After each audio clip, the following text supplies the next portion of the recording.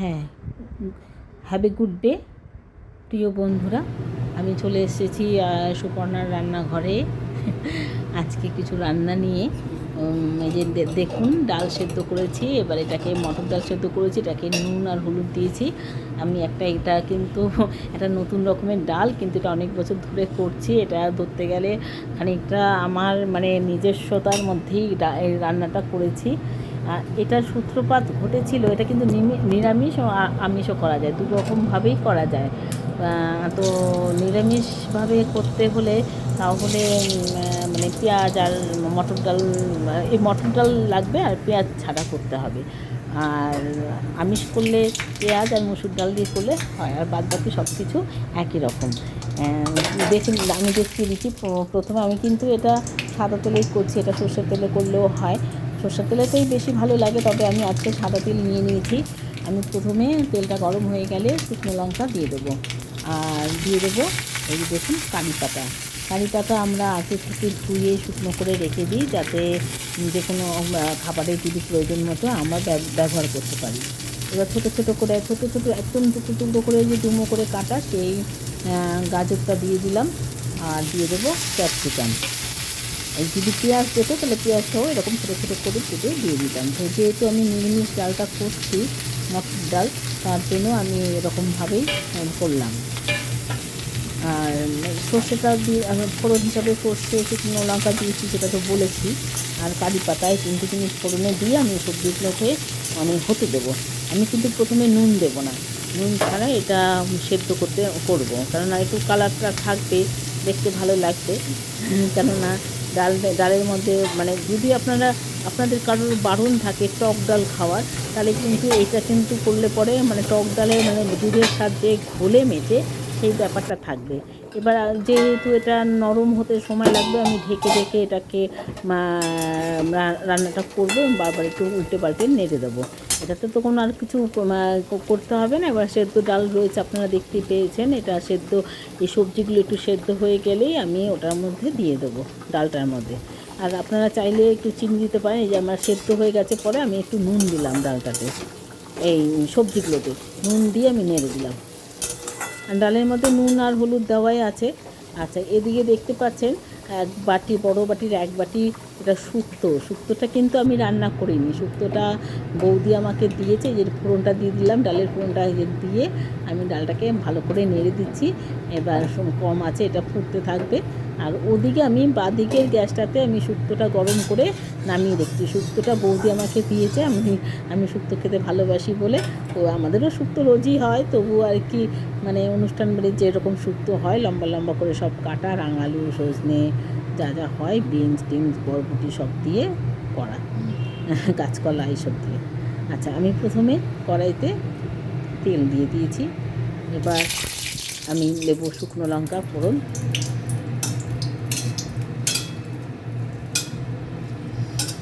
শুকনো লঙ্কাটা হয়ে গেলে পরে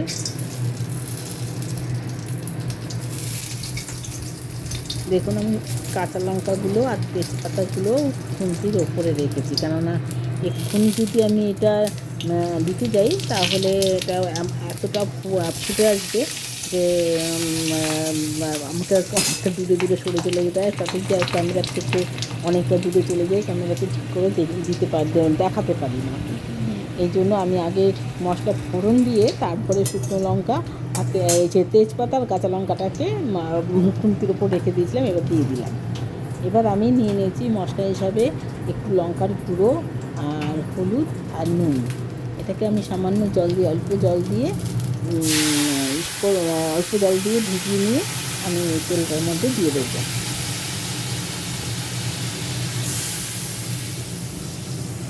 এটা যেহেতু অন্য কোনো আর কিছু যাচ্ছে না, তার জন্য এটাকে আমি এই অংশটাকে আমি হতে দেবো। এটা দিয়েছি আমি সাদা জিরে দিয়েছি, ফোড়ন আর তেজপাতা আর শুকনো লঙ্কা। এই যে জলটা দেখুন, আজকে জলটা যখন কমে এসছে, আর এটাতে যেহেতু অন্য কোনো মশলা টশলা সেই অর্থে দেওয়া নেই, আমি এর মধ্যে দিয়ে দেবো সেদ্ধ করা, আগে থেকে সেদ্ধ করে রাখা কচু শাক। আচ্ছা, বলুন তো কচু শাকে আমি আজকে কী দিলাম না, এটা পুরো দেখে তারপরে বলবেন আমি একটু কচু শাকে কী দিলাম না। যেটা আমরা সবাই দিই সেই জিনিসটা দিলাম না। যাই হোক, কচু শাকটাকে আপনারা জানেন, সবাই জানেন কচু শাকটাকে একটু সময় লাগে হতে। তো আমি এই কচু শাকটাকে বারবার করে নেড়ে নেড়ে তেলের মধ্যে এটাকে এমনভাবে মিশিয়ে দেবো যাতে কচু শাকের ভেতরে যদি কোনো জল ফল থাকে সবটাই টেনে যাবে আর এটা সুন্দর করে কুক হয়ে যাবে। ঢাকা চাপা দিয়ে দিলাম। এবার ডালটা দেখুন টকবক করে ফুটে এসছে। এবার আমি ডালটা নামিয়ে নেব। এই যে কচু শাকটার মধ্যে আমি নারকেল আর আদা বাটা, আদা তো বেটে দিই না, আদা কষে দিয়েছি। দিয়ে এই যে কচু শাকটা অনেকটাই জল টল ছেড়ে গেছে, পুরো সব টেনে নিয়ে গেছে, আর তেলটাও নেই, সব কিছু একদম কচু শাকের মধ্যেই মিশে গেছে। এবার আমি উপর থেকে চিনি দিয়ে দেবো, কারণ কচু শাকটা একটু মিষ্টি না দিলে হয় না। তো আমি 1 চামচের মতো চিনি দিলাম। এবার এটাকে ভালো করে মিশিয়ে দেবো। এই যে নারকেল কোড়াটা একটু বেশি পরিমাণে দিচ্ছি, তার কারণ হচ্ছে আমি কিন্তু আজকে ছোলাটা দিইনি। ছোলা কিন্তু ফ্রিজে ছিল, কিন্তু আমার ওই বের করতে মনে নেই। আবার সেদ্ধ করার সময় যেহেতু একটু সেদ্ধ করিনি, তার জন্য আর দেরি হয়ে যাবে। জানেন তো আপনারা, আমাদের অফিসের রান্না থাকে ওই তাড়াহুড়োর মধ্যে, আর সব কটাই তো একটু দেরি হয়। যেমন কচু শাকও দেরি হলো, তারপর আপনি দেখলেন ডালটা, ওটা মানে খানিকটা ভেজ ডালের মতন, খানিকটা টক ডালের মতন। আচ্ছা, এবার আমি নিয়ে নিচ্ছি পেঁয়াজ, কাঁচা লঙ্কা, আদা কুচি, কয়েক টুকরো রসুন। পমফ্রেট মাছের একটা সুন্দর একটা আইটেম করব। আপনারা অনেকেই হয়তো করেন এটা, তো আমি আজকে করছি। কারণ আমাদের এই পমফ্রেট মাছের এই আইটেমটা সবারই খুব প্রিয়। মামনের ভিডিওটা তোর কাছে ছিল যে আজকে ওই কচু শাক, আর যেহেতু বৌদি দিয়েছে শুক্তোটা করতে হলো না, ডাল করেছি আর পমফ্রেট ফ্রাই করবো, ব্যাস। আজকের মতো দুপুরের মেনু এটাই। এটাকে ভালো করে নেড়ে চেড়ে নামিয়ে নেবো। এটা তো আর সেরকম বিশেষ কিছু করার নেই। এবার পমফ্রেট মাছের ফ্রাই কিন্তু আমি এখন করবো না, শুধু আমি রেডিটা করে রাখবো, আমি পরে দুপুরবেলা গরম গরম ভাজবো। সেটা আমি এখন আমি দেখিয়ে শুধু রাখবো না, ব্যাপারটা করে আমি ফ্রিজে ঢুকিয়ে দেবো। কাঁচা মাছটা আমি ফ্রিজে ঢুকিয়ে দেবো। দেখুন, মাছটাকে পেটটার মধ্যে আলগা করে নিচ্ছি। মাছটা কেটে ধুয়ে নিয়েছি, আবার পেটটাকে এরকমভাবে ভেতরে যাতে মশলাটা ঢোকানো যায়, ওই যে মশলাগুলো দেখালাম, রসুন, পেঁয়াজ, কি যেন বলে, কাঁচা লঙ্কা, আদা, সবগুলোকে আমি মিক্সিতে এই যে মিশ্রণটা বানিয়ে নিয়েছি। নিয়ে এটার মধ্যেই পকেট করে নিচ্ছি পেটের মধ্যে। সেই পকেটের মধ্যে আমি কিছুটা মশলা ঢুকিয়ে দেবো, আর কিছুটা মশলা আমার এক্সট্রা থাকবে, যেটা আমি যখন যে বেসনে ব্যাটার গুলাবো তার মধ্যে দিয়ে দেবো। আপনারা দেখে নেবেন, স্কিপ করবেন না। খুব সুন্দর একটা আইটেম, খাবারের জন্য স্টার্টার হিসাবে দেওয়াই যেতে পারে। আর সেই সাথে এখানে আর কি দেওয়া যেতে পারে বা আমি কি দিলাম না, সেগুলো কিন্তু আমি বলবো। এই যে পেটের মধ্যে ঢুকিয়ে দিলাম মশলা। এবার এই যে মাছগুলোকে এরকমভাবে বারবার করে এরকম করে পকেট করে নিচ্ছি আর মশলা ঢুকিয়ে দিচ্ছি। মাছগুলো মাঝখান থেকেও আমি চিড়ে নিয়েছি, সেটাও আবার দেখিয়ে দেবো। পেটের মাঝখানে যাতে মশলাগুলো বা তেল মশলা ব্যাটার নুন সব কিছু আর কি ঢুকে যায়, সেটা খুব ভালো লাগবে। এই মাছগুলোকে আমি এইভাবে রেডি করে অল্প হালকা, কারণ বেশি তো নুন দেওয়া যাবে না, কারণ এই মশলাতে একটু নুন দেওয়া আছে, আবার এই যে ব্যাটারে নুন যাবে, আবার এই মাছের গায়েও একটু নুন দিয়ে আমি একদম ডিপ ফ্রিজে ঢুকিয়ে দেবো। আমি বেশি না 8টা মাছ ফ্রাই করব। আমি এইভাবে দেখুন মাছগুলোকে চিড়ে নিয়েছি, আর পকেট তো করে ঢুকিয়ে দিয়েছি। পকেটের মধ্যে পয়সা নয়, মশলা। এটা খুব টেস্টি হয়, আর সবাইকে এই দেখুন মশলাটা এরকম মশলাটা হয়েছে। পেঁয়াজ, রসুন, আদা আর কাঁচা লঙ্কা আমি কমই দিয়েছি। কাঁচা লঙ্কা যে যেরকম ঝাল খাবে। আর আচ্ছা, গোলমরিচ, হ্যাঁ, আমি যেটা বলার, এই যে মাছটা যখন আমি নুন মাখাবো, এই নুনের মধ্যে কিন্তু অবশ্যই গোলমরিচ মাখাবেন। গোলমরিচ মাখিয়ে দিলে মাছটার ফ্লেভারটা অনেকটা বেড়ে যাবে। এই যে মাছটা রেডি করছে, এই যে আমার ছবি দেখা যাচ্ছে। আমিও হাজির। আচ্ছা, এবার আমি চলে যাব একটা অন্য কাজে। মাছগুলোকে একটু রেস্ট দেবো।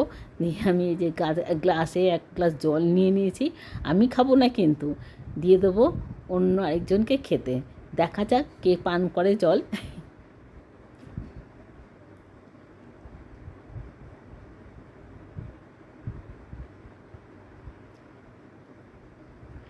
হ্যাঁ, অবশ্যই তারা আমাদের বাড়িতেই থাকে। তারা আমাদের বন্ধু, ভীষণ বন্ধু। তবে এখন সেই বন্ধুর সংখ্যা অনেক কমে গেছে।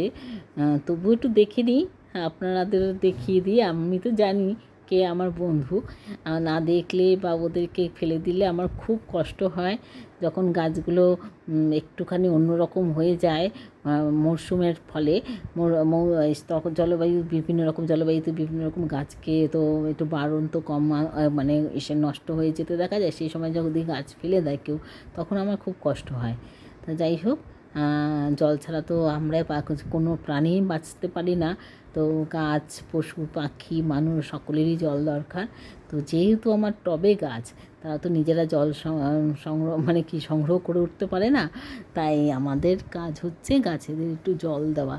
আর পাখিদের জন্য ছাদে কিন্তু অবশ্যই মানে ছোটো একটা গামলা করে, বা ওই যে টবের তলায় দেয় যে ছোটো ছোটো প্লাস্টিকের গামলাগুলো, সেগুলো করে একটু জল দেবেন। এই দেখে নিন, আমার এখানে বেশি গাছ নেই, 4টে গাছ। তা তো কেননা আমি কিছুটা অসুস্থ হয়ে যাওয়ার পরে গাছগুলো হাল খুব খারাপ হয়ে গেছিলো, সেইগুলো এইখানে রাখা হয়েছে। এই রঙ্গন গাছ, গোলাপি রঙের ফুল। আরেকটা রঙ্গন ছিল লাল, সেটা নষ্ট হয়ে গেছে। আর দেখতে পাচ্ছেন ফুল এসছে, আর গাছগুলো কাটা হচ্ছে না। এই সমস্ত বাস্তু সব গাছ যেগুলো বলে, সেই সব গাছ ছিল অনেকগুলো। এখানে আমার 2টো জানলায় ভর্তি গাছ ছিল। আর এটা হচ্ছে অপরাজিতা তুলসী গাছ, একসাথে উঠেছে। এটাও নষ্ট হয়ে গেছিলো, আবার নতুন করে হয়েছে, তবে আমি লাগাইনি নতুন করে। আপনারা কিন্তু এই যে দেখছেন, আমার সঙ্গে রয়েছেন সারাদিনের কর্মকাণ্ডে। তো আপনারা কিন্তু লাইক, কমেন্ট, সাবস্ক্রাইব করে দেবেন, আর পারলে শেয়ার করে দেবেন। এই পর্যন্ত। আচ্ছা, আর আবার নতুন কোনো ভিডিও নিয়ে, আবার নতুন কোনো কিছু নিয়ে, আইডিয়া নিয়ে আবার ফিরে আসবো পরের দিন। আর আপনারা কেমন আছেন, কোথা থেকে দেখছেন? এখন আপনারা এই যে আমার যে ভিডিওগুলো দেখছেন, নতুন অনেক বন্ধু হয়েছেন, সাবস্ক্রাইব যারা করেছেন, তারা আর কি দেখতে চান, কি ধরনের জিনিস দেখলে পরে আপনাদের ভালো লাগবে।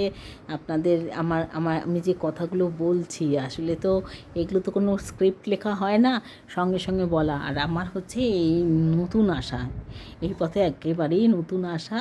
আমি মোবাইলে ঠিক করে ফটো ধরতেও জানি না, সেটা আপনারাও নিশ্চয়ই বুঝতে পারেন।